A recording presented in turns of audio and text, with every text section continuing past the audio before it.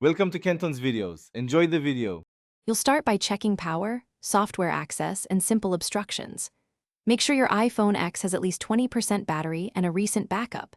This protects data if you need resets. Next, close all apps and verify camera access in settings right arrow screen time or restrictions so software isn't blocked.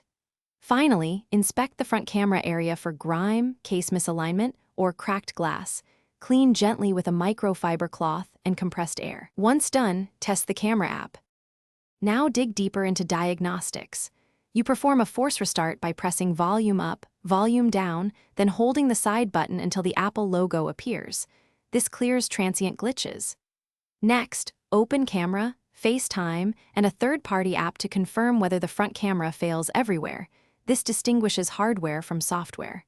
Then check iOS version and install updates, if still failing. Reset camera settings or reset all settings to restore defaults without erasing. For final resolution, decide hardware versus service.